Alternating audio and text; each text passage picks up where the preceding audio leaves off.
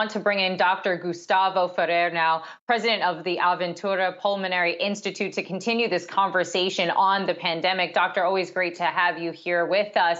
I want to ask you now about some comments that were made a little bit earlier by Dr. Scott Gottlieb, former head of the FDA, saying that the CDC should actually consider lifting those indoor mask mandates. It got a huge reaction when we were talking about it a little bit earlier amongst ourselves.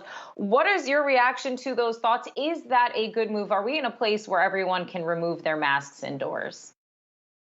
I will be cautious about that, and the reason is the following: if we look at the numbers last year, May, we were averaging about 20,000 patients, and then in June and July, the numbers have spiked up because the summer comes and we're going to have gatherings and people are going to be together, and the number of cases, obviously, we should be expecting that they're going to go up.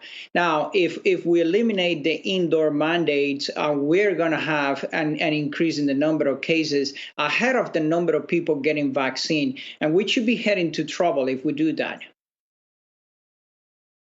So what would you recommend? I mean, if somebody's been fully vaccinated, what kinds of freedoms do you think they can enjoy in the months ahead?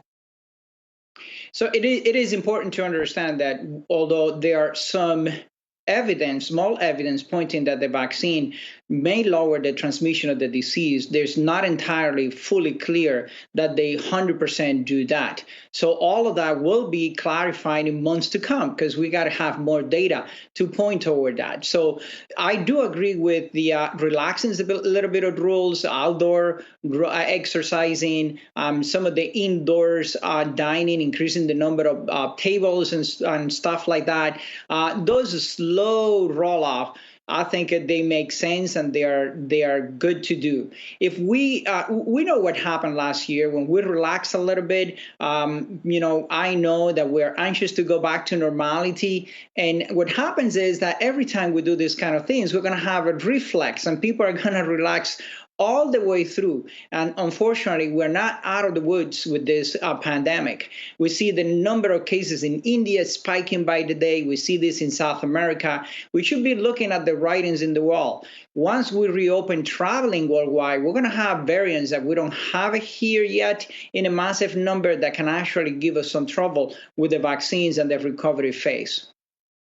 So to that point then, doctor, do we need to anticipate or expect that even though a lot of folks might have gotten those 1 or 2 shots to get vaccinated, are going to have to get another one perhaps next year and another one the year after that? Or is this going to be a constant wave where even if you've been vaccinated, coronavirus still needs to be a worry for you? The research, that's an excellent question, because the research shows that, yes, there is a potential to get infected, be reinfected with the virus or with some of the emerging variants and develop significant deteriorating disease out of coronavirus.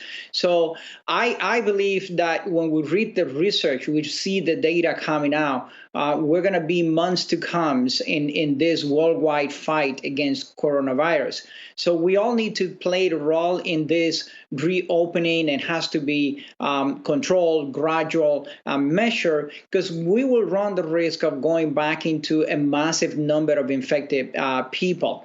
We see that in other countries. We see the research now coming out. Some of the patients that they get infected with being vaccinated, they're getting reinfected, and some of them are developing significant disease. There are other research coming out that shows that actually it's a lot less the severity of the illness. But we need more data. We need more time. There's a study that Anthony Fauci commented about that, and it was about the people that got the vaccine and they also had COVID last year. There is an indication there that they may have better protection against those aggressive variants of the virus. All right, Dr. Gustavo Ferrer, president of the Aventura Pulmonary Institute, thank you so much for joining us today.